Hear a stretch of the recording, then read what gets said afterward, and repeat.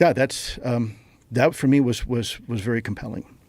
And it's lots and lots of videos. People think that there's only 3 videos. Those don't even scratch the surface.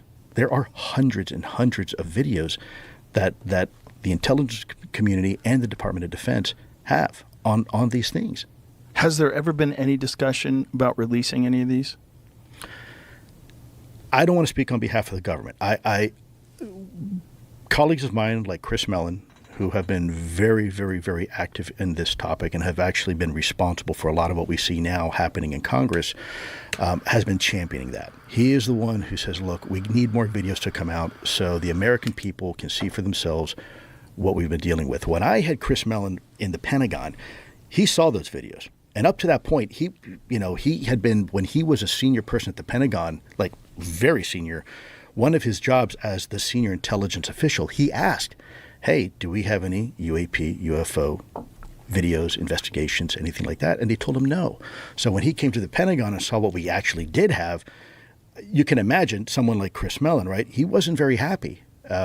He was actually pretty disappointed, saying, why was I told no? I can see these videos. Clearly, I see the reports.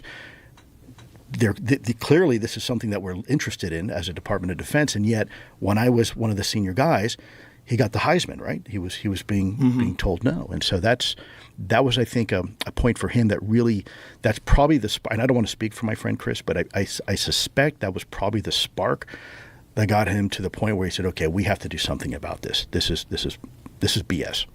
Yeah, when I was talking to him, it seemed like that was his perspective, that this was something that really should be, at least in some way, shape, or form, released to the general public, just to solidify the conversation, just to let people know, like, these are real. This is a real thing. These are not just... Have you seen the one that people were filming just a couple of days ago in Palmdale, California? Yeah, I think they said those were drones, though. If I'm not mistaken, I think the jury came out, if I'm not mistaken, I could be wrong, that it was somebody using drones with some LED lights, which, you by can the do way... wild things with drones now. Have you seen the ones where they can create images in the sky? 100%. Like dragons and stuff with drones? Yeah. Absolutely. So, we have to be careful as our own technology begins to advance. There's going to be pranksters out there, right. And that's one of the things that for me in ATIP, I always went into an investigation or a case assuming that it was man-made, right? And until I saw the compelling data that said otherwise, we were always going to assume or presume that this was something that was conventional. It was probably misidentified, but it wasn't exotic. And then once the data suggests otherwise, then you kind of go into that other mode of, okay, now what are we dealing with? Again, especially on the backdrop of the 5 performance observables, that's when you start to say, okay, yeah, this is not an F-16. This is not a Chinese aircraft. This is something different. Right. What is the oldest video footage or film footage that you have ever seen or heard? Civilian or military? Doesn't matter. Like, what is the oldest where it's like, okay, what the fuck is this? What's the oldest stuff that's compelling? Ooh. The point is, what I'm trying to get at is a lot of people point to the possibility that there's some sort of a secret program, some sort of secret propulsion, gravity-based, whatever it is, that's completely different than conventional propulsion systems that the U.S. government has, and that they're operating these drones. And the problem with that is always the Kenneth Arnold sightings, the Roswell, the sightings from a time where that technology just wasn't available at all. Joe, I'm so glad you asked me that question. It just so happens I brought you something. Oh. When the glasses come out, it's getting serious. No, it just means I'm old. Me too. Yeah. I'm going to provide you a document here. It's a short document, but the portions I think are highlighted that you're going to want to pay attention to. And let's see here. Okay. So if this is just for you and if your audience is interested, it's this paragraph here you're going to want to read. And then it's the last one that's highlighted. And then take a look at the date and the subject line. This is it right here. Jamie brought it up here. Oh, great. Okay, yeah, so which one do I want paragraph to read 6 right now. So if you want to scroll down to paragraph 6, there you go. This summary of observations of aerial phenomenon has been prepared for the purpose of re-emphasizing and reiterating the fact that the phenomena have continuously occurred in the New Mexico skies during the past 18 months and are continuing to occur. And secondly, that these phenomena are occurring in the vicinity of sensitive military and government installations. And if you want to go back to like paragraph 2, there you go. The highlighted part? Yeah, the observers of. The observers of those phenomenon include scientists, special agents of the Office of Special Investigations, the U.S. Air Force, airline pilots, military pilots, Los Alamos security inspectors, military personnel, and many other persons of various occupations whose reliability is not questioned. And now scroll to the top of the very top of that document. And that It says that it was determined above that, the summary of observations of aerial phenomenon in the New Mexico area, December 1948 to May 1950. And the date of that document, if you scroll a little bit higher, you are going to see the date of that memo. 1950. Yes, sir. May 25th, 1950. Right. It says that it was determined that the frequency of unexplained aerial phenomena in the New Mexico area was such that an organized plan of reporting these observations should be undertaken. Right. So this is the beginning of Project Blue Book? So this is the recognition that we have a serious problem over our sensitive military installations. This is nothing new. This is not 1970s reverse engineered technology or some sort of special technology. 1950, they're talking about we this. had just broken the sound barrier, and we had not yet entered into space.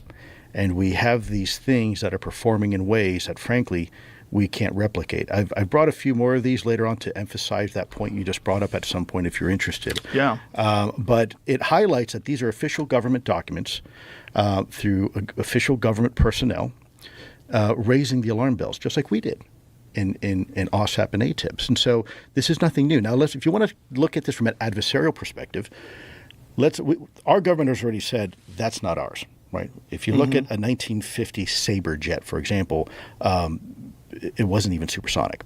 And yet these things that we are observing in some cases are doing, I brought some more documents here, multiples of Mach and doing velocities and doing things that we frankly could not do back then. And frankly, we still can't do in some cases. But temporally speaking, the only two countries in the world may have a chance of doing something like that would be Russia and China. And now in 1950, where was China? It was in the middle of a famine at the time. And where was Russia? Russia was trying to develop the atomic bomb and still was using horse-drawn carts for a lot of their military operations. So temporally speaking, it doesn't make sense. This is the analogy I've used before, Joe, that it would be like sort of the Carter going into King Tut's tomb for the very first time in the 1920s, discovering King Tut's tomb, and when he goes in, he finds a fully assembled 747 jet. It doesn't make sense. Temporally speaking, right. They did not have that technology.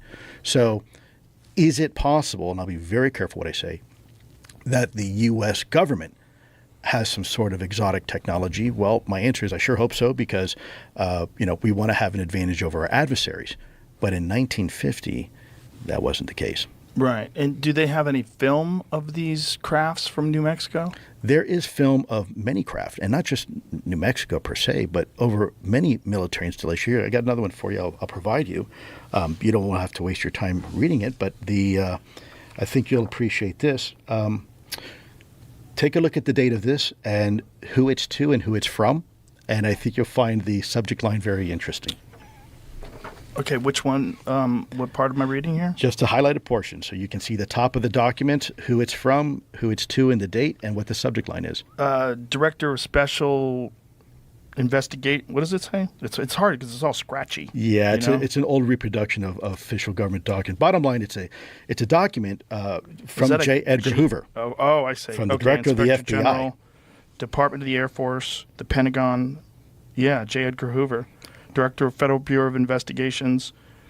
And read the subject line of that memo. Flying. It's hard to read because it's all screwy.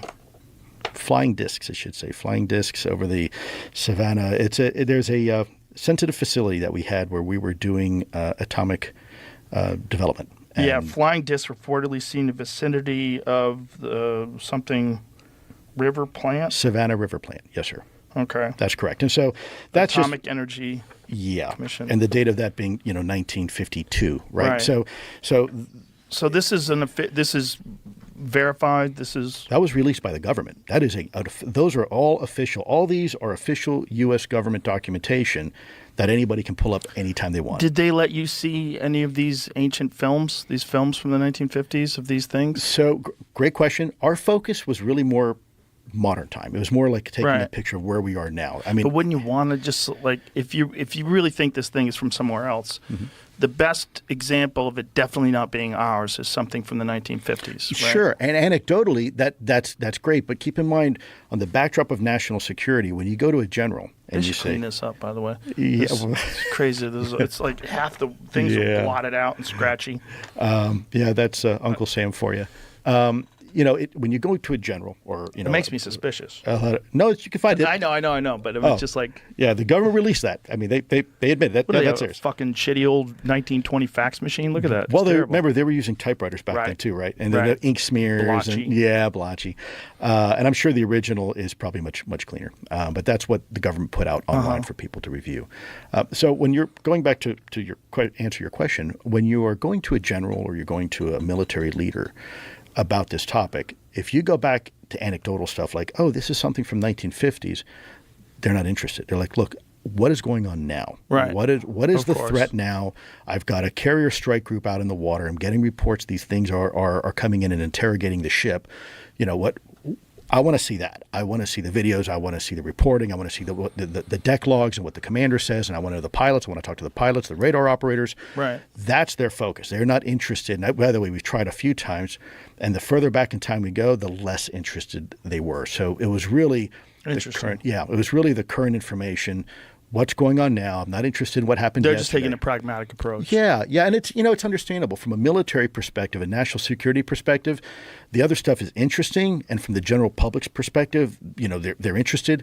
But from a national security perspective, they're like, hey, man, that was 3 decades ago. Right, makes sense. I need now. So it is understandable. A little frustrating because you want to demonstrate. Look, boss, this is nothing new. Right? This is a repeated pattern that we're seeing here, but they're more interested in the here and now. So did they have repeated footage? Because you're saying 3 decades, but obviously we're talking about 1950. Did they have stuff from the 1980s, stuff from the 1990s? There was reporting, yeah. And again, I got to be careful because some of that stuff I haven't been cleared to talk about, but there are reports we call foreign intelligence, FI, foreign intelligence reports, and I can't say where or who or anything like that, but on classified systems where we know without a shadow of a doubt UAPs were encountered in other countries, adversarial countries. Why? Because we spy on them and we know. Again, I can't say how we know and whatnot because I can get in trouble, but just...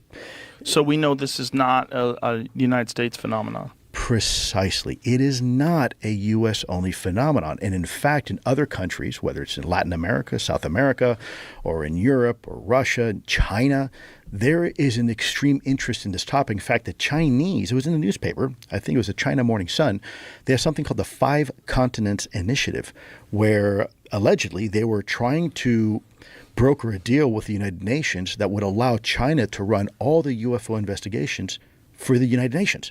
Right. So we also know that Russia, they've come out and said, yeah, we're interested in this topic. There was some released old KGB footage that showed MiG interactions with these UAP. And there's also in Latin America, you have the same thing. If you go to Latin America now, they don't have the same level of stigma and taboo associated with this topic like we do. And so they talk freely about it. They have no problem talking. In fact, when I was in the Patagonia area of Argentina, there is near a town called Bariloche and Las Lajas. One of the chief of police was telling me there's an area there called La Miranda. La Miranda means to see, to view. And they call it that, the town, and because UAP are so frequent there that local law enforcement actually built an observatory, an observation post to look at these things because they were so frequent.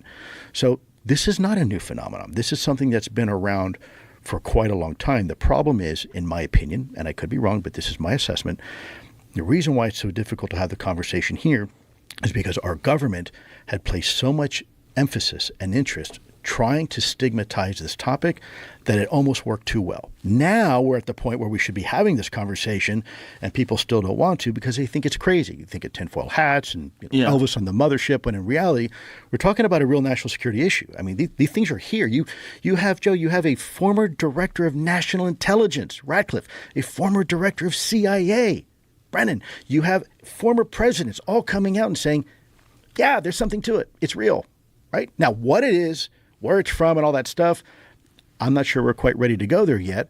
But the acknowledgement is, hey, man, yeah, this is real. It's not ours. And we probably should do something about it. So if we go back to the history of the debunking of it. I started, interviewing pilots, flag officers, general officer equivalent type Navy folks. And, they were seeing some really crazy shit. And like a, event that I talked about previously publicly in a YouTube video on the Yes Theory channel.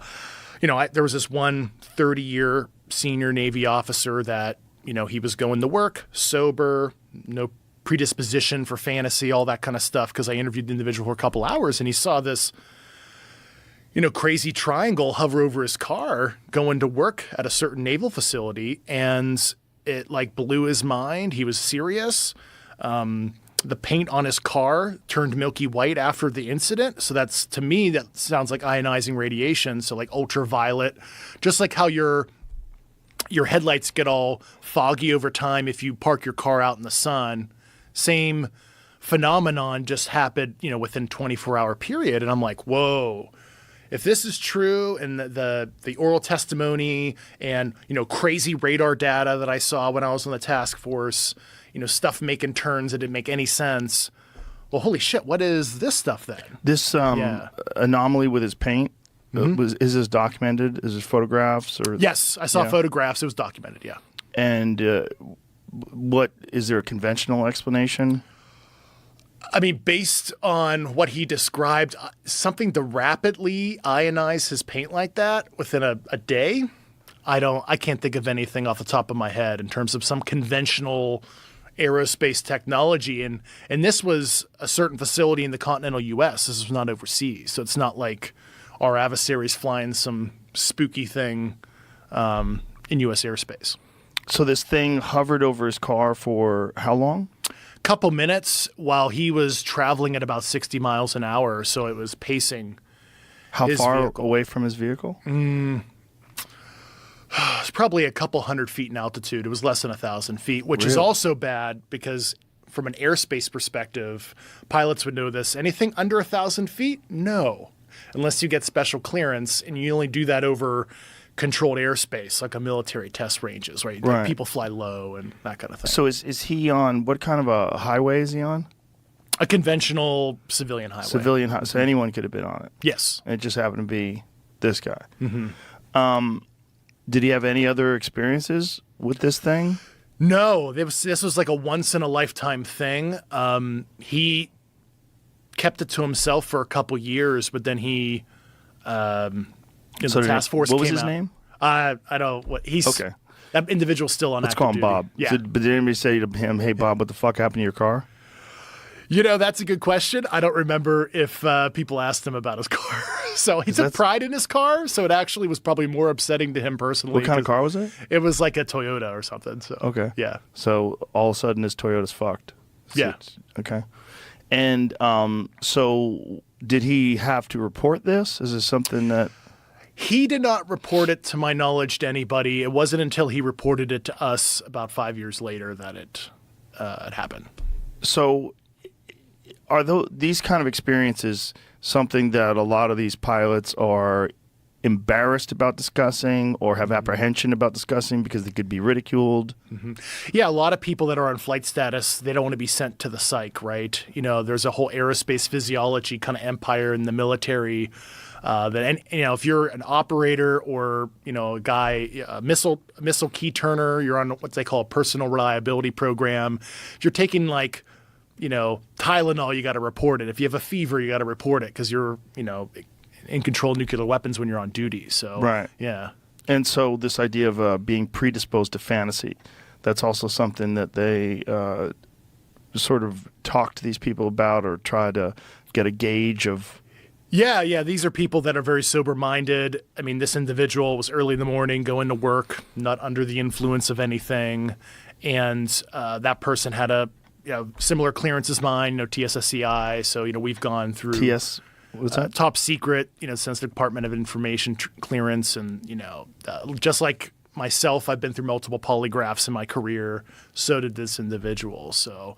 Does he have any idea or any theories about why this thing was following him? No, that's what freaked him out the most, because he didn't have any experience in his life like this. It like totally blew his mind when he looked out his moonroof and then looked out the side of his car door and saw this 300-foot triangle. It was like pre-dawn sky, but it was darker than the pre-dawn sky, and it had this like plasma edges, like it was like purplish glowing edges, and these three lights that had like these omnidirectional, like almost like pool lights, how you can't really tell where the light source is. And it was totally trippy. And that's just one example of many anecdotal, with some evidence, pilot stories. And that's what made me dig deeper. And I started, cultivating my network. Like, has the government studied this before? This wasn't just OSAP and ATIP and Blue Book and all this shit in the past, right? This seems serious. So, like, certainly the government has looked at this. And, I went to search for that program, and that's what I ended up whistleblowing on, right? So how did you initially discover this program, and like what was your first encounter with the information? A very senior individual in the intel community came to me when I guess I was asking a lot of questions because I'm a very inquisitive guy, and it was like, hey, I need to introduce you to somebody. He listed that certain person's academic credentials, which were beyond reproach, PhD level education, clearance, resume was insane. I'm like, well, okay, sure, I'll talk to this person, and I ended up meeting that person in a top secret facility, and he started the discussing like, hey, there's a program, I was on it, and we were reverse engineering crash material that we've recovered over the decades, and he's like, I'm not joking, we're telling you because you guys have to report to the Deputy Secretary of Defense and Congress on this matter, right? And we were actively briefing like Secretary Esper, Deputy Secretary Norquist, other cabinet level folks, right? And it's like there's an oversight issue because you're the UAP task force. You should be read into this stuff because, like, why spend the taxpayers, dollars looking at stuff that we already have data on? Right. So that spooked me, and that was like fall of 2019. And I don't take a guy's word for it. I'm like, you know what? Myself and my trusted colleagues that had a lot of special accesses like me, we cultivated our network, and we ultimately interviewed about 40 people or so, all the way up to multi-star generals, directors of agencies, mid-level guys that literally touched it, worked inside of it, all the stuff. They brought intel reports for me to look at, documents, and a lot of that I could cross-verify with other oral sources that my high-level colleagues or I talked to, and it checked out. Especially when I had enough information on, and I know who specifically to ask. Like, hey, well, I want read into this. Like, I'm on the UAP task force, and we went to those. I'll call them gatekeepers for the lack of a better term, and they basically said, "Fuck you" to me and my colleagues. So why were these other people willing to discuss this with you? Well, they determined I didn't need to know. I was already cleared at such a high level, handling presidential material and everything. It's like Dave needs to know.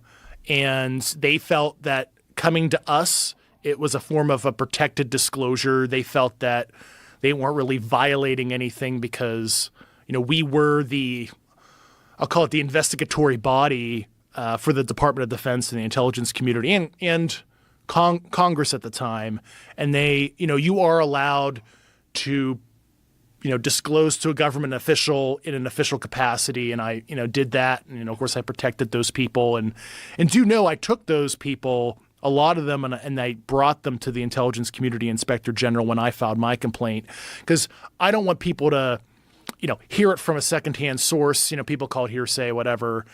Though I have some firsthand knowledge, I eventually talk about someday. I'm trying to get it cleared, but through security processes, so they could hear it and hear the details, like, who, what, when, where, why, where the shit is, who's in control of it, what are the cover programs, et cetera, et cetera, et cetera. So, and that's what deemed my complaint credible and urgent in July 2022, which is my complaint, yes, was about reprisal too. I filed that separately eventually to the Department of Defense Inspector General. And that's an ongoing investigation, but it was my congressional oversight UAP crash retrieval allegations that was deemed credible and urgent. It was sent to the Director of National Intelligence, and then it was sent to the Congressional Intelligence Committees around that time, July of 2022. And I eventually went to Congress in December of 2022, and it's a crazy story why it took so long. It's fucking nuts. But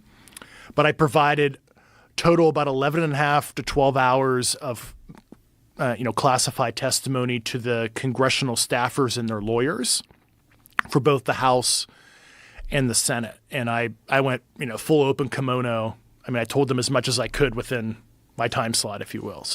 So this is obviously very compartmentalized, Yes. where there's only a few people that know about this information, and they're not allowed to discuss it with other people. Mm-hmm. When did this all start?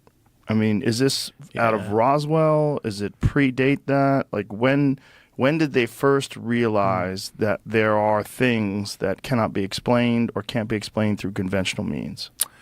Yeah, I mean, the program goes back a ways. The precise beginning of it, I can't talk about, but I did, because of security stuff, but I did talk about publicly the 1933 retrieval, and I did that tactically, and I ran that through the Security Approval Office because I wanted to show that this is much older and it's international. It's not like a U.S. thing. I mean, this stuff is landing or crashing around the world, and unexpected countries have had this happen. And that's why I picked that, because I thought that was a interesting case. And then, of course, Pope Pius XII and the Vatican were involved, back-channeling it through the OSS, which became the CIA later, to FDR. And that's how the U.S. knew something weird happened in Italy right before World War II. But so this was 33 was the first documented?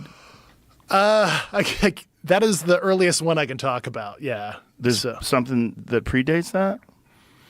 You could infer that. You could infer that. Yeah. So this 33 one you said was in Italy? Yeah, Magenta. So it's I'm bad at geography. I think that's like a Lombardy region. It's like northwest Italy. And what's the story behind it? So basically it looked like it crashed, right? The original shape most likely was like a lenticular disc-like craft, with like two dinner plates. What right? does lenticular mean? So like two dinner plates, smushed together, right? The hump, and there's like a bubble on top. Like the classic, saucer. Like that. Like that. Okay. But it looks like when it hits, the edges broke off, so it became this like bell or acorn shaped thing. And there was nothing in it. It was like just an artifact. There was no biological remnants, if you will. So it's so funny because the Italians were so confused, they actually called up the Germans and they were like, is this one of your Wunderwaffe? Like, what the hell just crashed in northern Italy? Mussolini, and this is all publicly available information because some Italian researchers found all these original documents that some people were sitting on for years in Italy. They put a gag order on the press, etc. And Mussolini asked the Germans to come down. And of course, the Germans came down and they were like, that is not ours, but let's look at it together. So that's kind of perhaps a tertiary reason the kind of Axis powers got together. I'm not saying that's like the reason, but I think the Italians and the Germans were so intrigued with what they found from like an artifact perspective. There was at least some scientific and military collaboration during the war, the details of which I'm not sure of, but I know people that know that specific event that are currently still intel officers within this program in detail. But so was there witnesses to the crash or some sort of an understanding that something had crash landed and then they discovered it? Yeah, I forget the precise discovery. I don't know if it was like local police officers or local farmers found it in the field, something like that. I don't want to misspeak. I assume some of the Italian researchers might have some fact witnesses that can orally say, "Oh yeah, my great-grandfather found it" or something like that. But I don't remember. And what was the scale of this vehicle? It was probably like 20 feet by 10 feet, something like that. Not super huge, but kind of big. Do they think that this was a drone? Do they think that this was occupied? There was nothing in it. So if it was piloted, if you will, by some sentience, I mean, your guess is as good as mine. So. So what happened to that vehicle? It's a big question. I don't know where to start on that, but here's what I know. I know that there are people in government that want some level of disclosure on whatever this is without defining it. Just there should be oversight. So I know that to be true. There are good people that think that people are running amok and there must be oversight, not just financially, but if these types of technologies actually exist. Right. Who's in control of them and why? And who has access to them and why? I mean, we have a history of disinformation and misinformation put out to the public and to Congress by the intelligence community, by the Pentagon. They lie all the time. It's part of the turf. It's part of the job. But for them to then go into closed-door briefings with members of Congress, with the oversight committees who handle their budgets, for them to lie about that, that's another matter. And I don't think they would because they could get busted for it. A lot of stuff is coming out now, and I know we get asked all the time, who's behind this push? You know, it looks like it's one big movement as opposed to a bunch of different things that all happened in approximately the same time. It's kind of been organic. Different people have come forward, and it encourages other people to come forward as opposed to somebody doing a master manipulation of the whole thing. What resistance is there to this information getting out? There's resistance on like multiple levels. So despite what you believe to be true or not true, the big question is, are we going to be able to verify some of these claims? That's all I care about, right?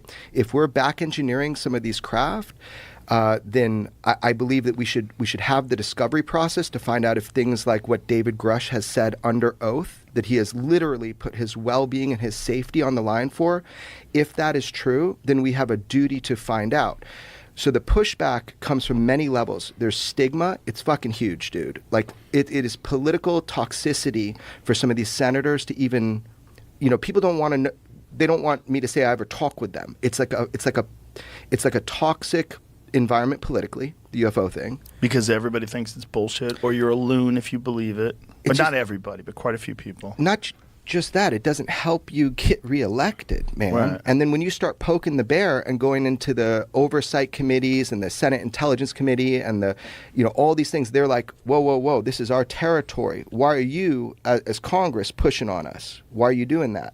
Like, this is our job. We have clearances. So there's that kind of pushback too. You look back at the beginning of the cover-up, why did it happen? Why did it start? Well, if 1947, this gigantic wave of UFOs suddenly appear. You got Kenneth Arnold, you got Roswell, hundreds of sightings all over. We'd just come out of World War II, and our military is faced with a new threat that they really don't know what the hell it is. They start looking at it and trying to figure it out, but they can't. So they sort of painted themselves into a corner of secrecy. Nobody wants to admit, if you're a president or chairman of the Joint Chiefs, there's something flying in our atmosphere, and we can't control it. We can't even catch it. We can't detect it on radar. There's not much we can do. They don't want to admit that. Secondly, I think what was told to me by a Senate intelligence guy who was a chief staffer who oversaw black budget operations. He had come out to Area 51 looking into the Lazar stuff years ago, early 90s.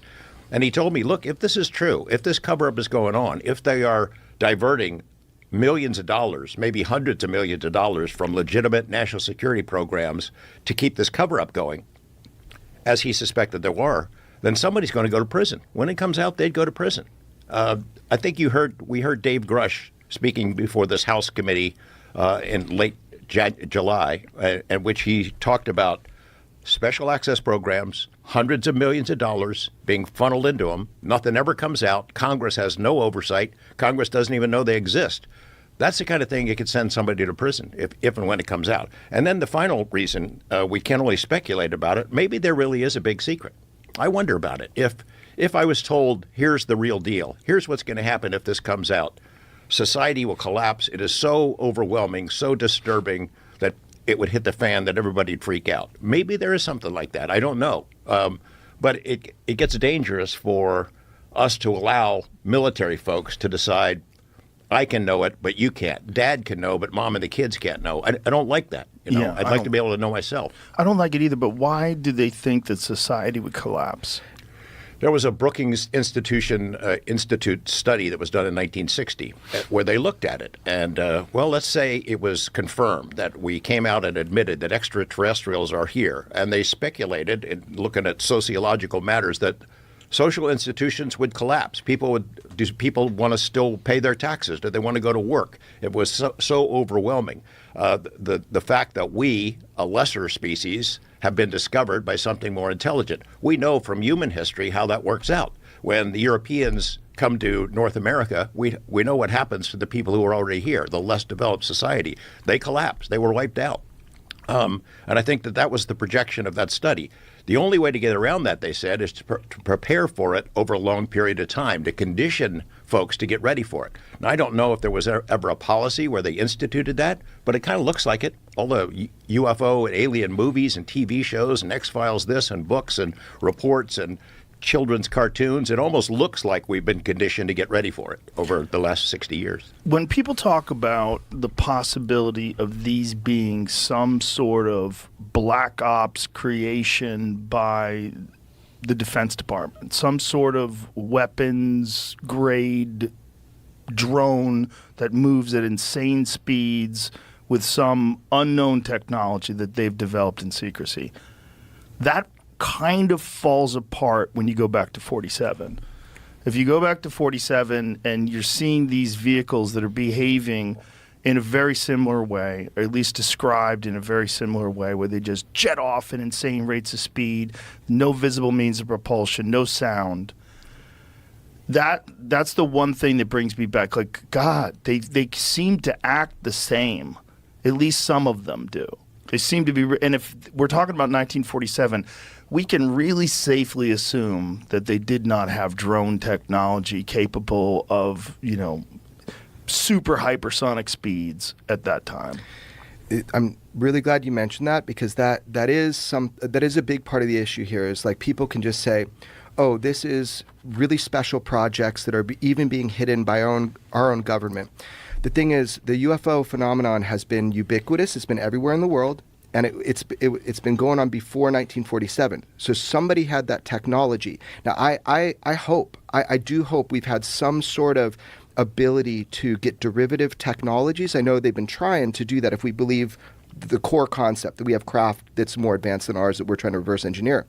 So the fact you bring that up, and I want to touch on what you just said, the explanation I've been given, we've both been given, is that there are true national security concerns about this technology, that the cover-up or whatever, that it has to do with what will happen if we make a breakthrough in this technology, and that can be weaponized. So the secrecy, you could say, some people have tried to convince us that there's real, true national security issues with this, in that once you admit one thing, those next questions are going to come. And maybe we can't answer those yet. We don't know.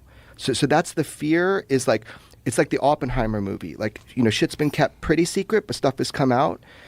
It's like, what happens if we admit the fundamental truth that there are craft of unknown origin that are more advanced technologically than ours? Doesn't matter where they're from.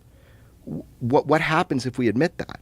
So people are concerned, from my opinion, within government, that if they let that out, the follow-up, they're not going to be able to deal with.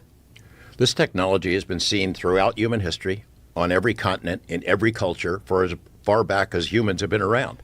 That is not our technology that was flying around pre-1947. Look, Dave Fravor was here in this chair, Joe, talking to you, and he talked about the Tic Tac incident from 2004 as he testified before Congress in late July.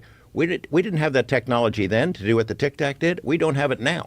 We don't have it. If you look back at the paper trail, this is what got me hooked on this topic in the begin with. I can't go out and find UFOs. I don't know the cosmic meaning of all this stuff, but there is a paper trail within our government, documents, memos, reports that were generated by the Department of Defense before the Freedom of Information Act existed, before they had to worry about the public ever seeing these reports. Those documents paint a pretty clear picture.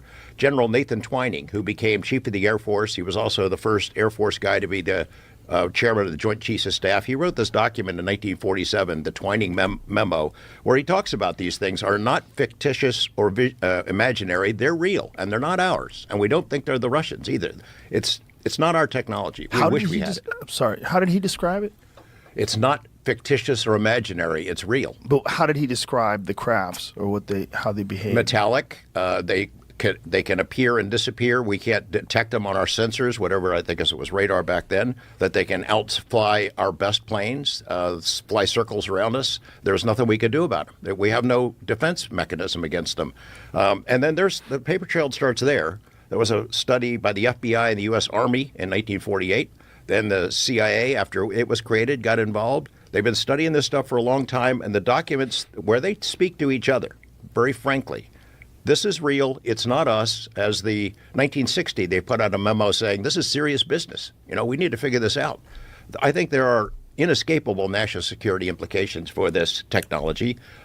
There is a race for it. We're trying to get it. The Russians are trying to get it. The Chinese are trying to get it. Whoever gets it, they win. Are there some sort of reports about the Russians and the Chinese also having recovered crafts? Dude, he smuggled a ton of classified documents out of Russia himself during Glasnost and Perestroika. He went and met with the heads of the UFO programs in Russia during that time period. He came back with all those documents and actually supplied them to some people. Like that happened. It had a lot to do with Harry Reid's decision to go ahead and support funding because those documents show that the Russians are trying to do what we're trying to do, which is to take this stuff apart and figure out how it works. And what year was this? This is 1993, the first time I went. But their study lasted, they had the biggest study in the history of the world. From 78 to 88, the USSR sent out an order to every military unit in the vast Soviet Empire that any UFO, any orb, any ball of light, anything weird in the sky, all has to be investigated. And that information had to be funneled to the Ministry of Defense, to the desk of a guy named Colonel Boris Sokolov, who was in charge of this program. And I met him, and he shared a lot of that information with me. And he admitted, we're trying to figure this stuff out because if we could duplicate that technology, we could kick your ass in terms of stealth. We could beat you at your own game on stealth technology. So they were trying to do it. They're trying to figure it out. We hear bits and pieces that they have recovered crashes as well. So do the Chinese, maybe the Israelis. Also in these documents. And can you tell them who you gave them to, that whole stuff? Can you tell them that? They got into the hands of the U.S. government. And then that was after I came back from Russia the first time. I went back again in 96. A lot of the people who had been willing to talk to me during Glasnost were now afraid. They would not meet with me. The people who had gone on camera changed their tunes because the whole country had changed in that time period. But the documents also went to OSAP. That's the program that the DIA ran. Bigelow was the contractor for it. And they hired a bunch of Russians to go through those documents, figure out the structure of the Russian UFO program, and did a lot more analysis than I could do just by myself. And in these documents, they talked about shoot-down attempts, which is something that we'll be hearing more about over the next 15 weeks, I hope. So in Russia, they had this policy at first to engage these things, and they lost pilots. Yeah, they had 40 different incidents during that study where Russian warplanes chased UFOs. 3 of those cases, the UFOs turned around and shot them down. They disabled the planes, and the planes crashed. 2 of those pilots died. And after the 3rd crash, the Russian Ministry of Defense put out the order, leave them alone. Yeah. They may have, quote, incredible capacities for retaliation. Just leave them alone. And one last thing about that blew my mind. We did an episode about this, like him going to Russia, the whole thing.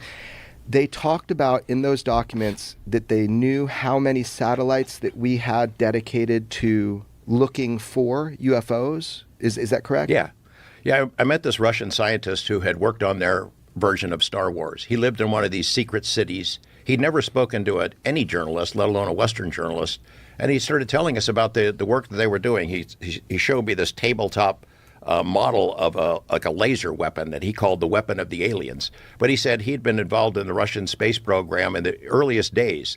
They had satellites up there that were seeing these things coming in and out of space into Earth's atmosphere and going out. He said, the Americans, I know that you guys had those satellites. You were seeing the same stuff we were. Their intelligence agents got information from the U.S. They knew we were collecting information back then. They know we're collecting it now. And when they said that they had jets shot down, do we have instances of jets getting shot down in America? We do. It's kind of sketchy because a lot of those records, we have records of the planes going down, but there's no indication that the UFOs were responsible other than the Captain Mantell incident. It's a pretty famous UFO case where he chased a UFO and then crashed. They think he might have run out of gas. And I think the Air Force tried to explain he was chasing the planet Venus, which is preposterous. So what happened was, Jacques Vallée was it right? So that's what it looked like? Similar? So similar to a Tic Tac. Yeah, that's what it looked like. But when it got to about 20 feet off the ground, it went completely silent. No blue flame, nothing. The landing gear was retracted. It was just an egg, and it floated off in the distance. In fact, Lonnie, I've got an interview with Lonnie where he says that one of the officers who arrived on the scene actually saw it fly off in the distance, and it was witnessed by other people in the town that saw this thing flying. Didn't the Tic Tac, the people who saw the Tic Tac, including Commander Fravor, didn't he say that there was some sort of thing that almost looked like landing gear? No, there was something that protruded out in the front of it or something. I don't know. Yeah. But apparently the video, I think it was according to Fravor, the video is... The one that's been out is the resolution is a lot worse than what other people had seen at the time. I've been pretty sure David Fravor said that to me. So go ahead. Well, yeah, so I just recently I'm filming a new doc, and I went to Washington, D.C. for a month to get kind of caught up on what's been happening, because a lot's been happening. While I'm doing Moment of Contact, there's an unprecedented effort in Washington, D.C. to push for further government transparency. Marco Rubio, Senator Gillibrand, Representative Andre Carson, who got the congressional hearings that happened last year, Representative Gallego and Gallagher, all been involved, and others.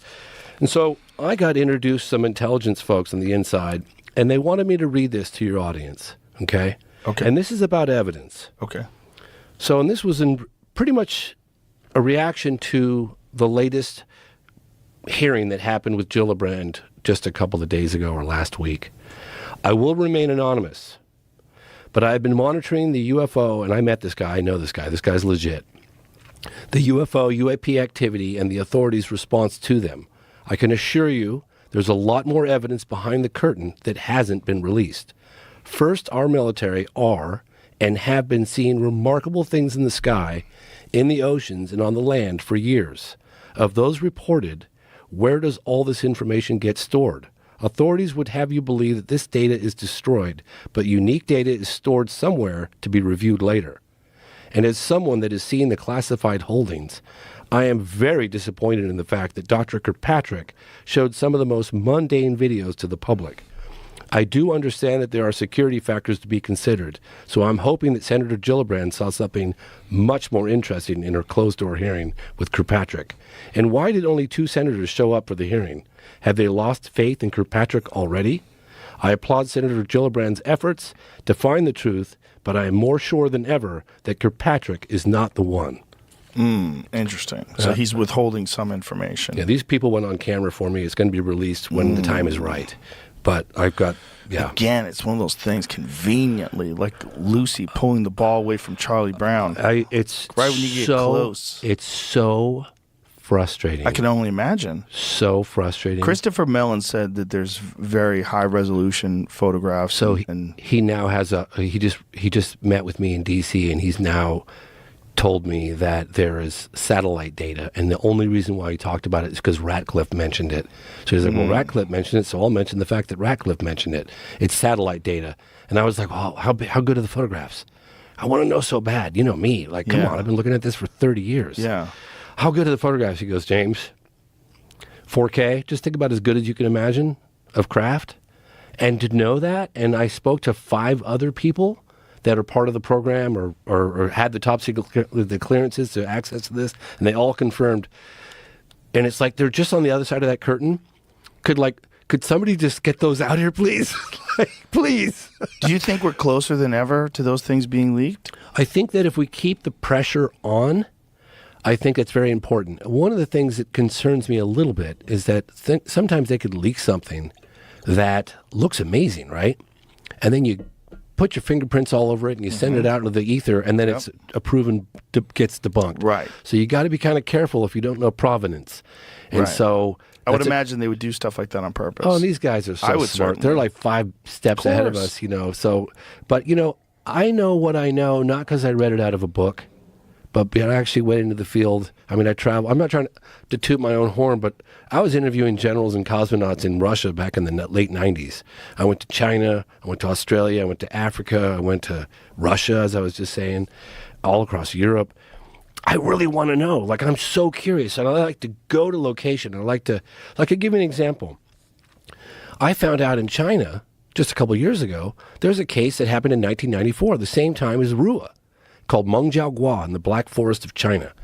And these guys, in the middle of nowhere, relayed the same telepathic message that the children received in Rua, Zimbabwe in 1994 at Ariel School. And by the way, I did include a piece of that in the film that I did with the girls. I don't know, it's only like 10 minutes long. Quite fascinating. That's a damn good case. That's in one of the 10% cases that I talk about. But there's a film out now, I think it's called Ariel Phenomenon. And it's all just about that case. But those are the... Should we get back to to 45 and work my way up? Or do you want to talk a little bit about moment of contact?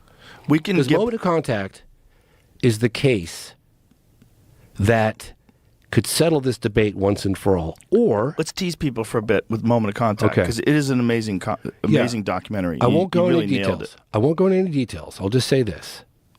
I put my reputation on the line for this. I get it. It sounds so spectacular. It sounds so unbelievable. But when you watch the documentary, it sounds less spectacular. Well, similarly spectacular, Yes. but more believable. So here's the point. Okay. It's either the most elaborate, complex hoax that involves half the town of Varginha. I think there's like 130,000 people living there. I mean, I go down to the town square and just start talking to people. I did it in the movie. And everybody's got a little piece of the puzzle. Most people have a piece of the puzzle. It's phenomenal. Or a UFO crashed. Live aliens were recovered. And the Americans, it was captured by the Brazilian authorities, and the Americans stepped in and flew some of that back to the United States. And that's when the case goes cold. There's no in That's between. definitely the sexiest version. There's no, Right? there's no in between. But Speaking of sexiest versions, this is I was looking up the thing in '94 in China and Oh, yeah. stumbled across this. oh, good, yeah, that's what I was saying. The most bizarre contact in China occurred in June 7, 1994, when, how do you say his name? Mengjiaogua. Mengjiaogua of Phoenix Mountain, how do you say that? Fujian? Fujian province met a female alien. First, there was electricity between them. Then things got amorous. According to Meng, the female alien looked like a white monster. She was very tall, about 2.5 meters, and wore tight clothes with only her big eyes and private parts exposed. She did something to him that felt like an electric shock, and he passed out. When he came round, he found several scars on his body. According to Wu, she planted something mung bean sized into his body.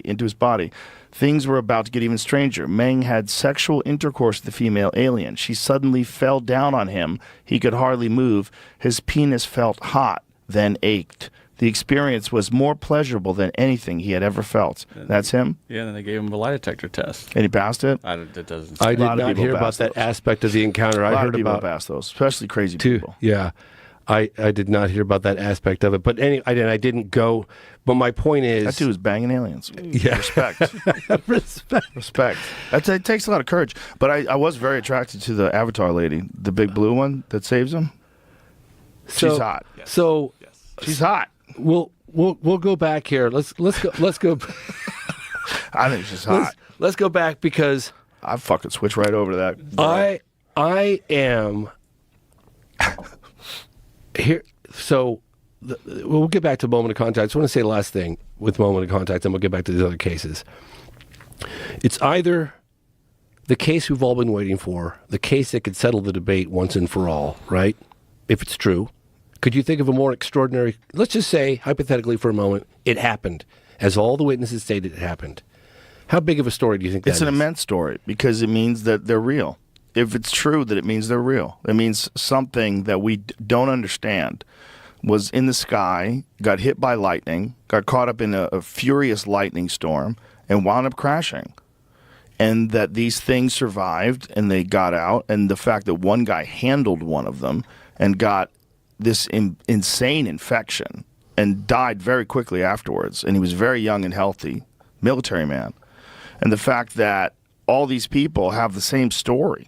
They all have the same depiction of the disc, the craft. They have the same depictions of seeing these beings. Not one witness came to us. We had to track down every one of those witnesses, and there's a story behind each and every one of them that I could go on for an hour for. I'm sure. I won't bore you with the details, but You suffice to say. wouldn't bore me, bro. We got a gravity bomb over there. We could be here for days. Oh my gosh. I'll be like, I know. But there's nothing that goes better than marijuana and aliens. When I went, every time I'd get back from Brazil, I'd get home and I'm out there for a month knocking on doors, talking to witnesses, chasing people down, trying to convince them to come forward like crazy. Yeah, this is not like a quick venture to make this Went on for documentary. 12 years. That's insane. And so, Wow. And so I'd come home from a trip in Brazil, and I'm telling you, man, it was like my mind was just torqued. I'm in another alternate reality. I'm thinking, oh my God, I'm coming to the realization that this fucking happened. When right? that man takes you to the spot and Yeah. he gets overwhelmed with Yeah. emotion. He was gone for 25 years. Marco Leal, thank you, Marco, and co. I said to unless Marco, that guy- we don't have a story. We got to find Carlos de Souza. Yeah, unless that guy is a Daniel Day-Lewis quality actor.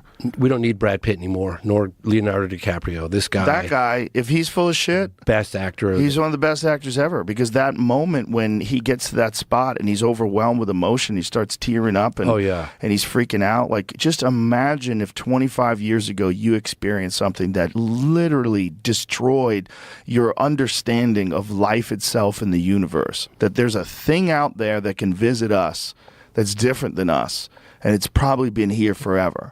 My DP, David West's been shooting for over 40 years, and he's like, I've never seen anything like that. That's about as legit as I've ever seen. The It guy was so believable. crying, and I mean, not only that, but it's like the guy disappeared. He's never made a dime off this. He gave one statement 26 years ago to a guy named Claudio Covo. Claudio Covo was an engineer, and he was a researcher, UFO researcher in Brazil. Thank you, may you rest in peace, Claudio Covo. And there was a guy named Uberajada Rodriguez. He was a prominent lawyer. He's also investigated the case. We wouldn't know about this case if it hadn't been for a handful of dogged Brazilian UFO researchers. Pekka Cini deserves credit. This guy named Marco Petit, A.J. Javard. How These big guys. is Virginia is? Virginia's- Did you say I 150,000. think it's about people? 130,000, I think. So it's like Boulder, Colorado sized. Yeah, and it's the surrounding areas.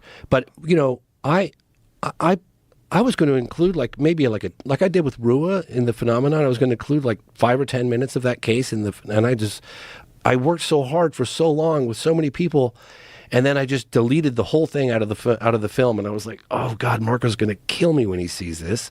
That I just didn't include any of it because I just couldn't squeeze it in, and there Right. was too much. It was just too much. Well, I'm glad you did it that way, honestly, because Moment of Contact is it's really good. There's a few of these documentaries that I go, God, I shut them off and I go, oh, if that's real, holy shit! Imagine being those people. Imagine being these people in this small city of 150,000 people, and then something happens and a fucking UFO crashes in a field and people witness it. And everyone is just stuck there. Then the military shuts the town down. Can you see this? Yes. This is Brigadier Jose Carlos Pereira of the Brazilian Air Force. Okay? I met with him with Marco on 2 occasions. The second occasion was Put it in 2000. front of that camera might be I'm even so better, sorry. right? Would it be better This is if put it in front of Jose. that camera? Jose. You got it? No? Worse. Worse? Okay. This is Focus. Jose. You Got can it. look him up. Jose Carlos Pereira, Brigadier, Brazilian Air Force. Okay? So Marco and I met with him twice. The second time was 2013. He gave us an interview. Some of it's in the film. And he said, like, I'll talk about the 1986 UFOs over Brazil. I'll talk about the Colares case that happened in the 70s. Phenomenal photographic evidence that's out there. You asked me about Varginha, and this interview is terminated. Whoa. It's like, what? What do you mean terminated? Like, really? So anyway, we do the interview, and I was like, well, I'm not going to ask him, I guess. But when the camera stopped rolling, I was like, please. I mean, Marco and I were begging and pleading with this guy, and I remember looked him dead square in the eyes. I said, I swear on my life, there are no recording devices. There are no cameras rolling. Please tell us about Varginha. Why did you have that reaction to Varginha? Marco was too. We were begging him. I was practically licking this guy's boots, and he's getting prepared to leave, and he's got a driver waiting for him outside. So we were following and pleading with him all the way out there. Please, just tell us. Please, I swear on my life this happened. He gets in the car, doors open. He looks up, and the only reason why I'm telling you this because he died. He looks up at Marco and I, and he goes, "It happened." Closed the door, and off he went. Now, the reason why I share that is because that's not something that I can put any weight on for the documentary for people like you, right? But as a personal message for me, knowing that level of validation on the inside, it kept us going. It was like, okay, why on earth would he have done that? Why on earth would he say? And that kept Marco and I going, and that was a personal level of validation that... Is there any conventional explanation why the military shut everything down? Why they had military barricades set up around that area? No, they did try to say that... How could Yeah. you uncover something like that? And Well, Joe's newspaper at home does. I mean, they said it on that first day.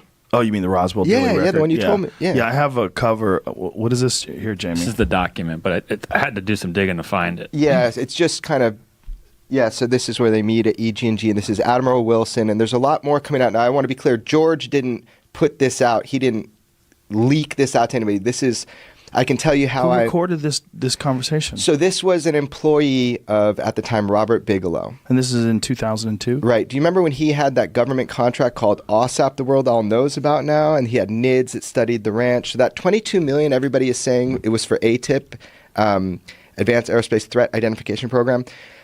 The $22 million was for OSAP that was pushed through Congress, 3 congressmen, right? An astronaut. It was pushed through. And that's what that $22 million, by the way, they spend more money on Viagra every year than they do studying UFOs if it was just this program, which I think is funny. They probably In the make a lot military. more money from Viagra They than probably do. from UFOs, too. Well, you never know how it seeds into population. But anyway, this program, this is what was the mother program. So it got the $22 million. And really, it was to study Skinwalker Ranch. Oddly enough, that $22 million all was inspired by the phenomenon they were seeing at Skinwalker Ranch because the scientists...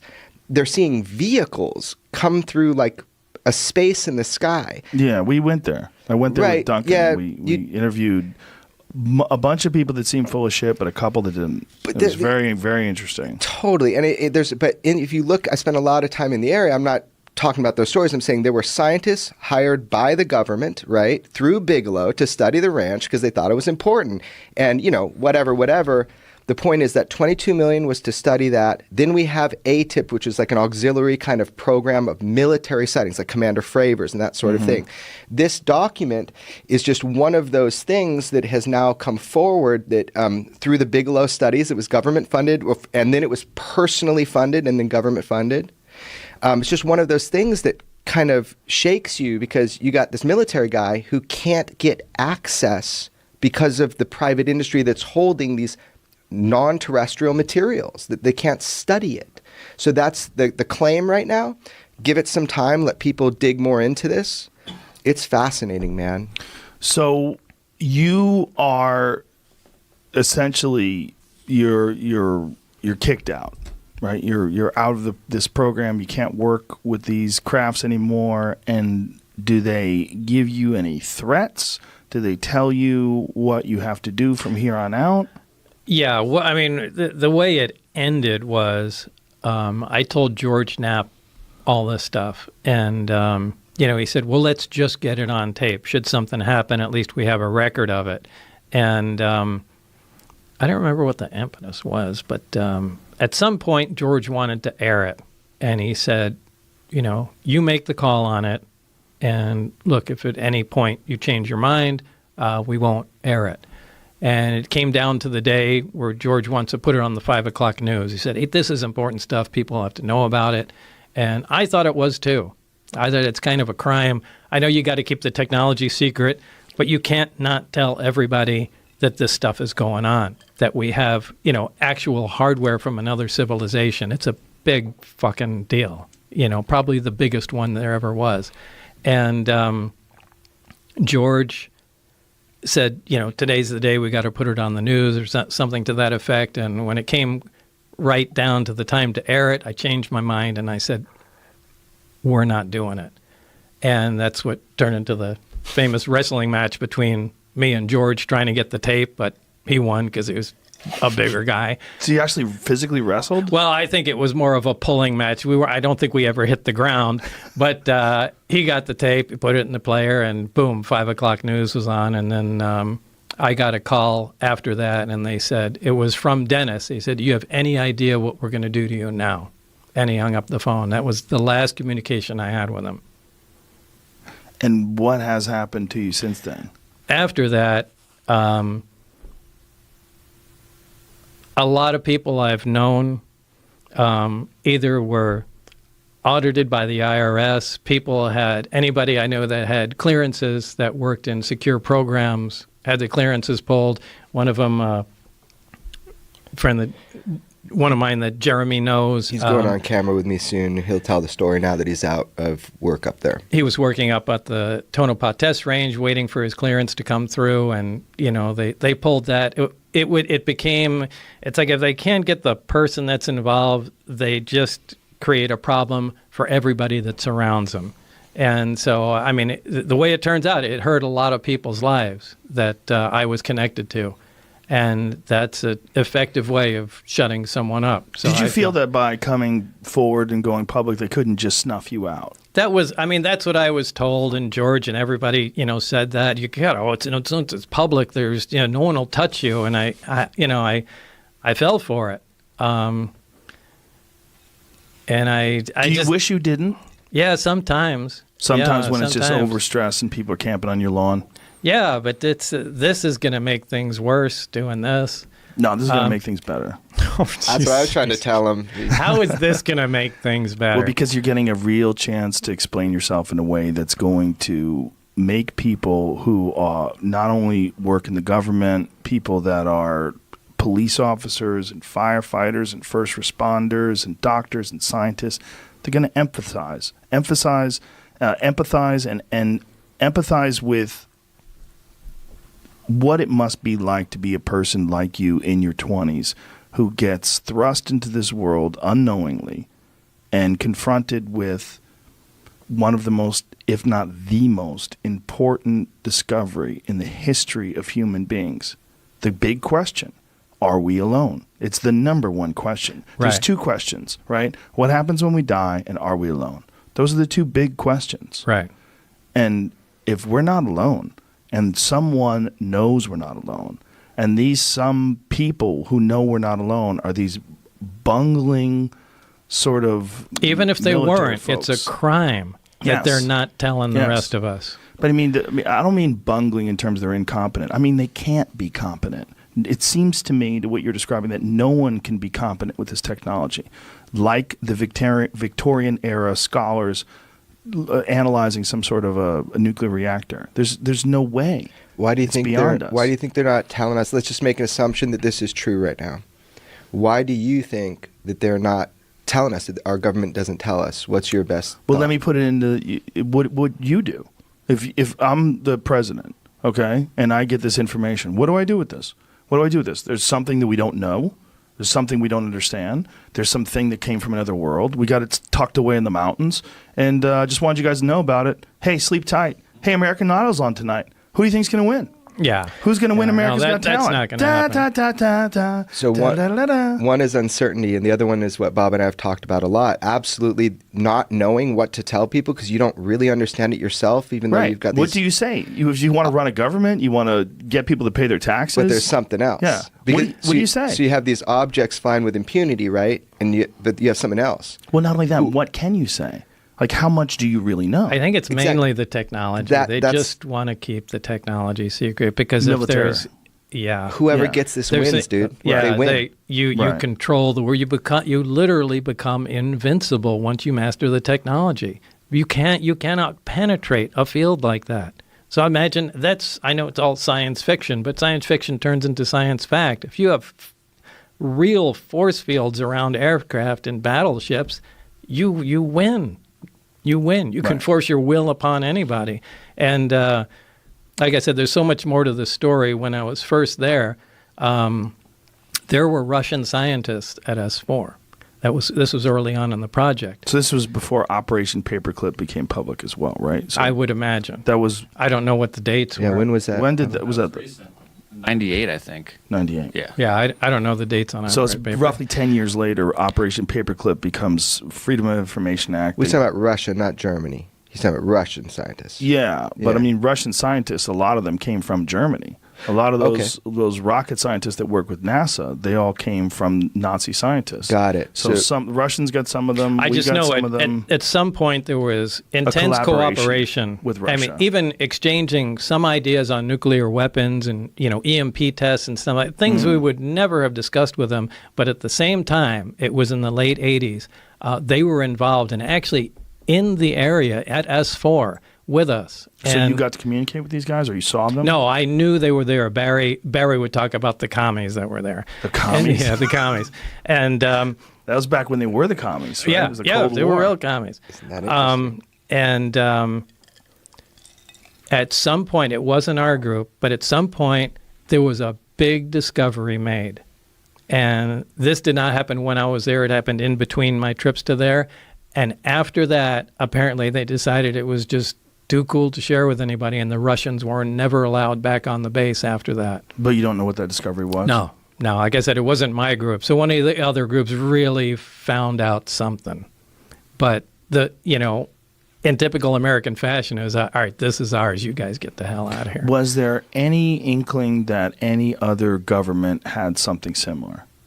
No, nothing that I had heard. See, that was the thing that always freaked me out, was why, if something was so superior to human beings, it's almost like visiting an ant colony. Like, why would you go to the queen? I don't give a fuck who the queen is. I'm a human. I'm so superior to you ants. I don't care who you have running your hive. I'm just going to study it. I think it's who got it. Who got it? Look at the, rocket technology in Germany. But they got 9 of them? Yeah, that doesn't make sense to me either. So they were either in the same area or, one had clues to where others were. I mean, I don't know. You have to fill that in there, but you're right. I mean, 9 of them, that's a big dig if it was archaeological. Well, one of the more recent sightings and these discussions that have been coming out recently from Air Force pilots and Navy pilots, they've been talking about things happening in the ocean, and that something literally goes into the water, or something maybe below the You're surface thinking of the about water. the 2004 Tic Tac Nimitz Yeah. case. So that's when George Knapp and I broke on the radio twice before the New York Times, so I know this one really well. Commander Fravor and those pilots. There was a disturbance on the surface of the water. Commander Fravor visually saw what looked like similar to a cross, some object. So it's like as if you have some coral under the water and it's breaking over. Right. The Tic Tac is doing this crazy maneuver that defies. It's a gravity-propelled system. They saw it in the sky before they saw it in the water, right? Yeah, so there were radar that was picking these things coming down from 80,000 feet, dropping to 50 feet in less than a second. This is it, Jamie? What is this? Yeah, this is actually on the news today. There was a briefing. So a lot of people get this confused. Oh, not this one then either? No, so Or, sorry. that is called the gimbal. So there's 3 videos released by the Pentagon that are all actual. Just play and keep the volume off. Okay. I would really just pay attention to the source videos. So you've got the Tic Tac, which is this object that Commander Fravor saw. Another pilot filmed it with a FLIR pod, and it goes. But this one you see is really important to Bob's story. the gimbal craft. It's been recently analyzed. It's FLIR.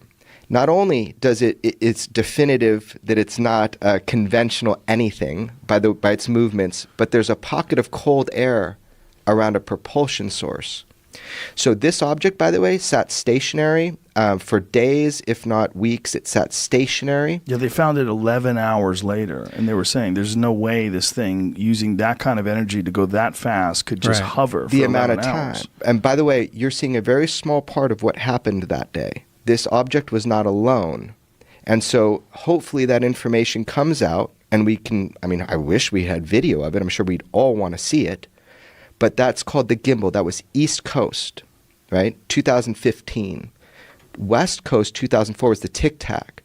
The disturbance on the water, Commander Fravor believes there was something under that water that was causing that disturbance when the Tic Tac was coming around and doing it. With inside the people that are studying this, they're thinking maybe the Tic Tac system was causing the disturbance, but the USO, unidentified submerged object that he visually saw, the whole interesting thing about that is, I would love Bob to describe it, is why it doesn't matter if these craft are in space, air, or water. Why doesn't it matter? I love when he talks about this shit.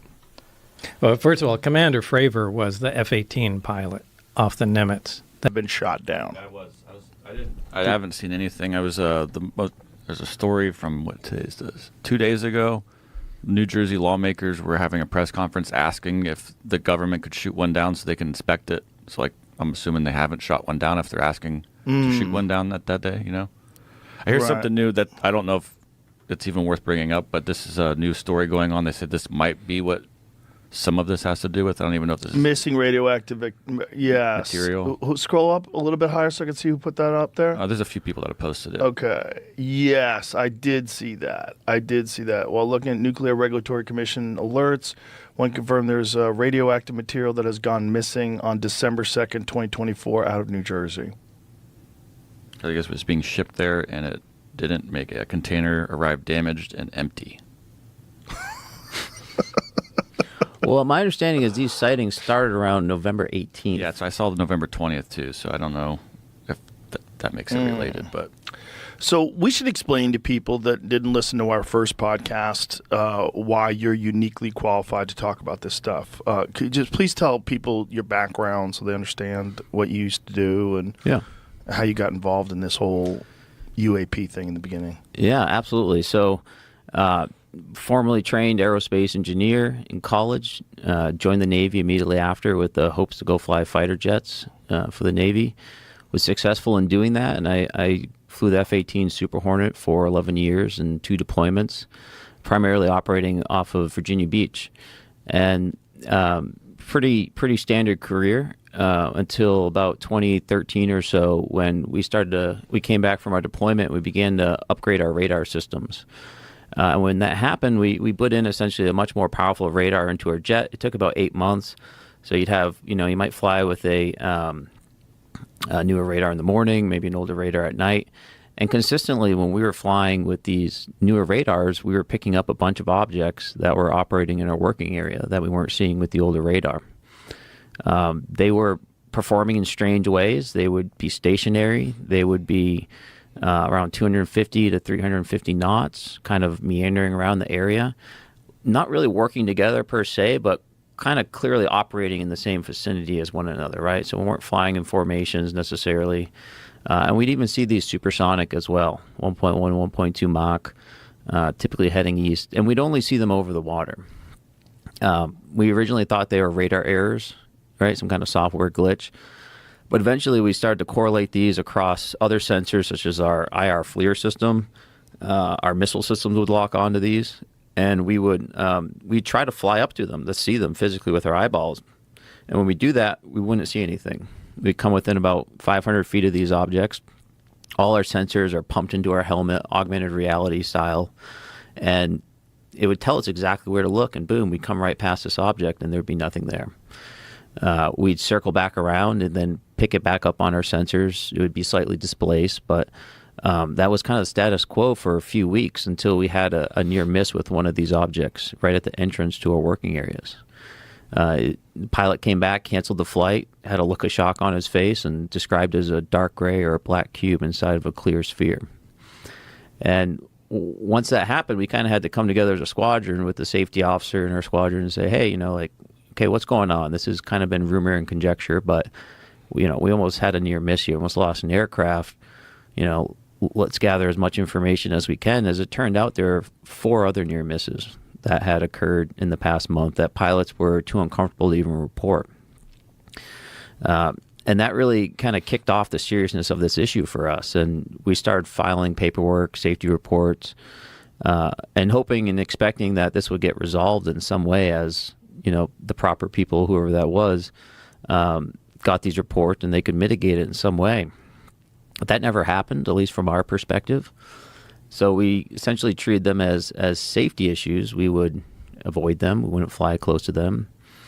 And then in 2015, we left to go do what's called a pre-deployment workup cycle aboard the USS Theodore Roosevelt.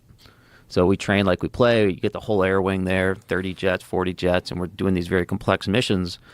And there were a lot of objects down there as well. They either followed us down there or they were already there. And was there a lot of visual sightings of these objects, or is it just equipment? A lot of visual sightings. Was it the same sort of thing, a circle with a square inside of it? Or solid spheres, some elongated spheres, kind of more tic-tac shape, if you will. And during that workup cycle, that's when we recorded what's now known as the gimbal and go fast video. And they almost had to shut that entire exercise down because there were multiple near misses while we were trying to do this. And this is a big deal. If they cancel that training mission, that means the people that are deployed essentially have to be there longer. They have to wait longer. So there's a lot of downstream effects. So pretty big deal to even consider canceling our training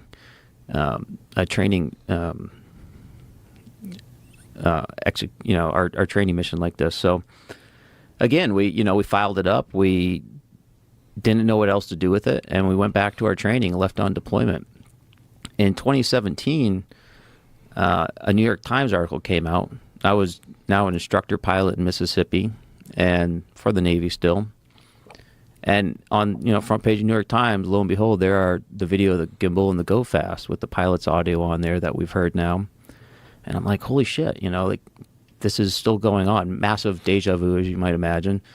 And that I saw that as like a cry for help, essentially, that these videos have now been somewhat smuggled out. They're on the front page of New York Times. And do we know how the gimbal or the go fast videos got leaked?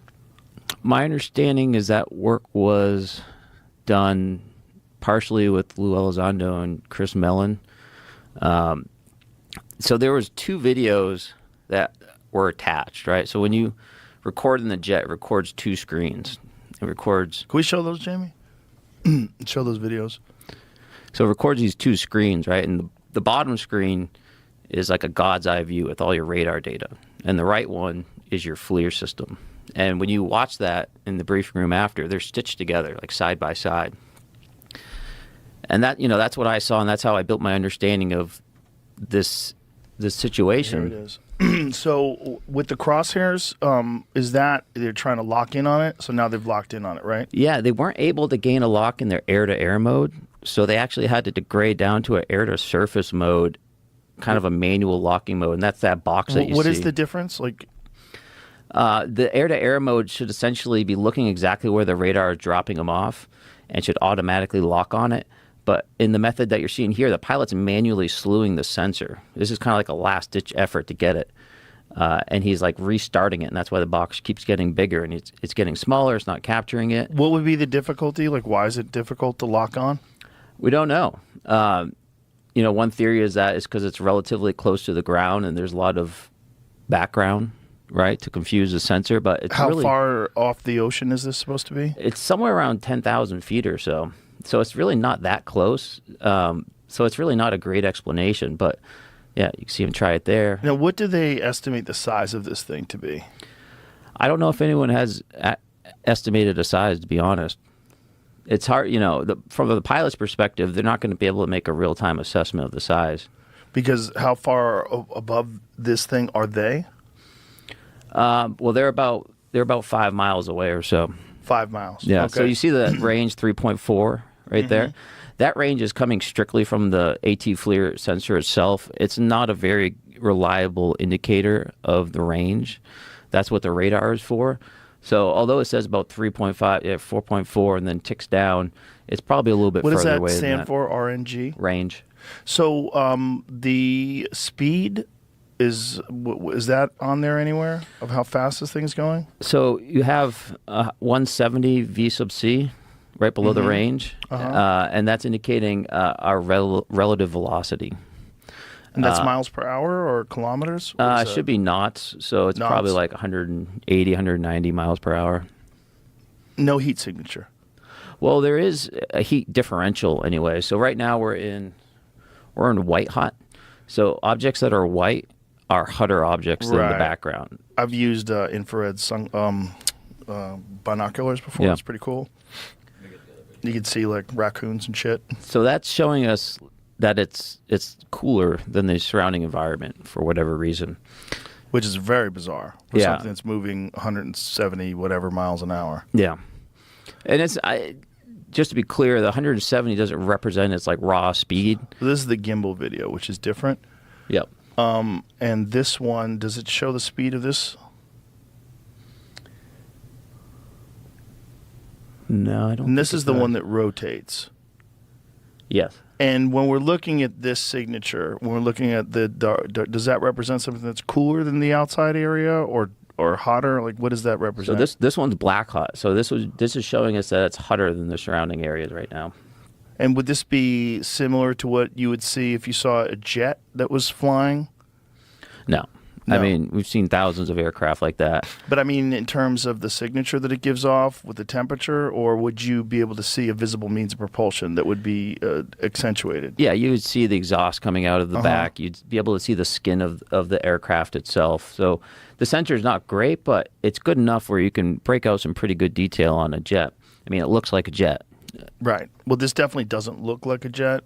You know, it kind of looks like a flying saucer, and then it turns sideways, which is really weird. Is there anything on that shows the speed? On the bottom left, you see 242 knots. That's how fast the aircraft that is recording it is going. The pilots do talk about how it's going 120 knots against the wind. And in my recollection, it was going at a relatively slow speed for a fighter aircraft, around 100 knots or so at those speeds, from looking at the radar data itself. So, as far as you know, we don't have anything that moves like that. No, And we don't have anything that gives off a signature like that. no. And were they able to figure out where this is going or keep an eye on it? Or do we have sensors that can detect this for any length of time? You would assume that the sensors on the ships themselves, if they were looking there, would be able to detect these objects. But we're not really linked into those people that are doing that on the boat. The pilots essentially took this upon themselves to go investigate this, and they reported to Intel when they came back. And that's where I saw the tapes. Whether like the air traffic management guys on the boat themselves then took it upon themselves to go try to detect these objects, I don't have that information. I was never in that information stream, but presumably they would. Is there a capability where, so if a fighter jet locks in on something like that, is there an additional source of some sort of satellite that they can team into or tune into where they can give them the coordinates and say, hey, this is at this exact coordinate and it's moving at this speed? Can you guys lock into that? No, not within the jet itself. We can share the data amongst jets.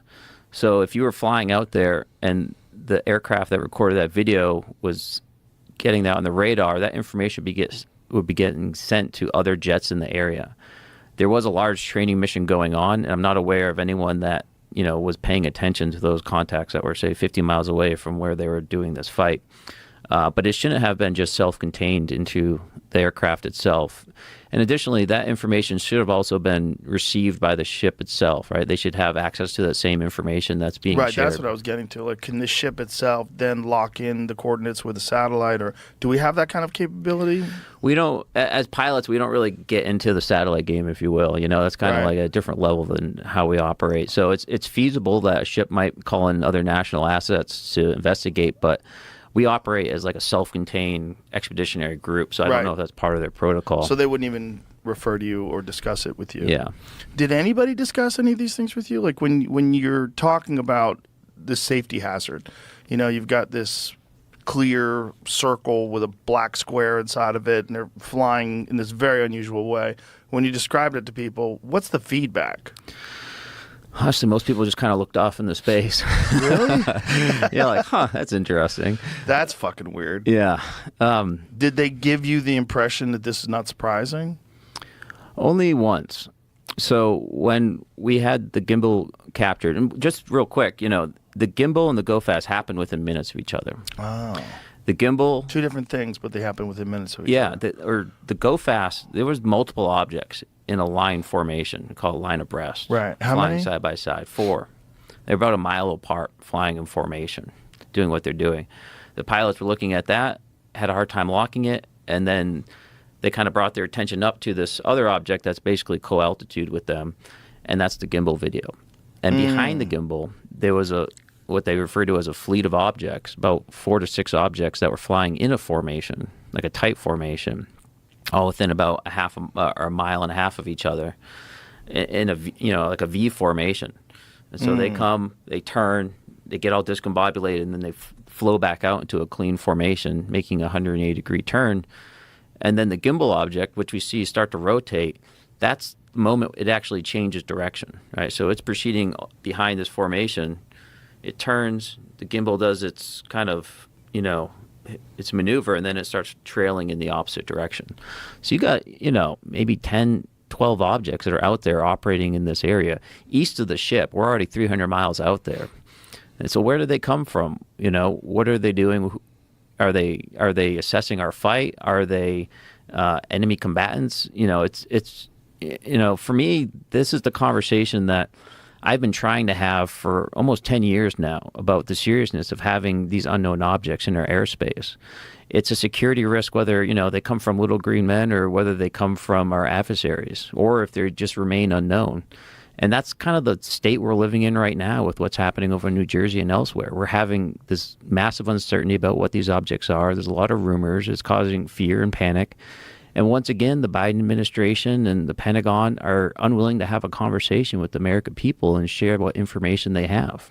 Why do you think that is, if you had to speculate? The biggest probability is they don't know. Right?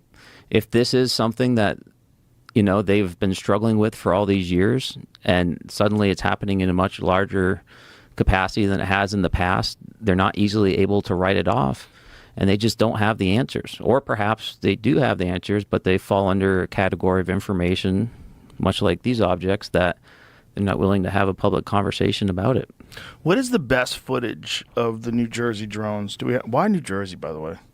I don't know. A lot of shipping. Also military base, right? Yeah. Outside of Bell Labs, there's a military base. And, what else? The proximity to New York City, I guess. New York, D.C. Yeah. There's a lot of big cities right there. Yeah, all pretty close. I've only seen a few interesting videos, and we're in this new realm of uncertainty when it comes to AI and it comes to computer-generated images and video. It's like I've seen so many. I've seen me. I've seen so much stuff that's not real. I'm like, okay, I don't know what's real anymore. It's like, especially when it comes to something that's kind of blurry. It's in the sky, and you got people on the ground. I've seen so many fake ones. There's just so many ones that people have generated. You know, I'm friends with Jeremy Corbell, and Jeremy, I always send him like, what the fuck is this? You know, I'll send some stuff to him. Is this bullshit? And, you know, he's very good at like, we don't really know. I am very suspicious because of this. This is what we know. Like, let me send you some things that I know are not fake, but we still don't know what they are, and see the difference. And so we'll have these long conversations and text message or phone calls about stuff like that. But no one seems to be able. There's not like one person you can go to. I mean, you have your people that are dismissing everything, think it's just hobbyists and crazy people. But if they're not giving off signatures like that are standard with these normal drones, like these heat signatures, and they're able to stay in the sky for hours and hours at a time, just that alone points to, at least if it's not our adversaries, if it's domestic, superior technology that we're not even aware of right now. How are they staying in the sky for 5 hours? Like, what is if you got like a top of the food chain drone, and who was it that is explaining to us the issue with why China has superior drone technology? It has something to do with the FAA. Was it Andreessen? Well, someone was explaining the reason why most of these like high-end. It might have actually been a green room conversation. Yeah, but I still remember what you're talking about now. Yeah, so that the FAA and the rules and regulations have sort of stifled the development and the improvement of these domestic drones. Yeah. And so most of the hobbyist drones are coming from China. And China, if you haven't seen, has fucking incredible displays of drones. Yeah, where they they do like a dragon in the sky. It's amazing. And it is because of regulations. It's because of the FAA dragging their heels, being incompetent, or at least being overwhelmed, where this has not been able to progress domestically the way it's been able to do in China. And so that alone seems like a giant security threat. The fact that China has had just full integration with the government and been able to have this technological innovation that allows their drones to be like super powerful. Like what they're able to do with these displays in the sky, unbelievable. Like really wild stuff to see. That seems like many, many leaps above what we can do. And the faux firework displays that these things put on are just one part of the puzzle, right? Because warfare is changing. It's changing drastically, and this is something I've tried to raise the alarm bells on before the Ukraine war, but we're seeing it now. Warfare is going to these highly mobile, non-traditional platforms where you can have a group of guys that are basically teenagers now going out and conducting operations with these small drones. And God forbid that an adversarial nation is now employing those technologies here in the United States. And if it was Russia, if it was China, and they were doing it directly, that'd be the equivalent of a declaration of war. I mean, they're essentially invading our land, right? Is there, some avenue where they might be hiring criminal gangs in some way to do this in order to create a level of deniability for them? I don't know, but I'm certain that China and other nations are watching this unfold very carefully and detecting the gaps in our homeland defense systems. Right? I mean, this is a major issue. War is changing, and there are a lot of companies that, within the private sector, and of course within the normal defense contractor world, that is building capabilities to be able to detect and mitigate drones, whether it's kinetically or through electronic warfare. But we're not employing those. And by the way, the electronic warfare measures that have been employed against the New Jersey drones have been ineffective. So they have tried to take these out with non-kinetic options, disabling their navigational systems, otherwise trying to fry them, bring them down. It has not been effective. That's not good. Yeah. No, that's very concerning. So is there any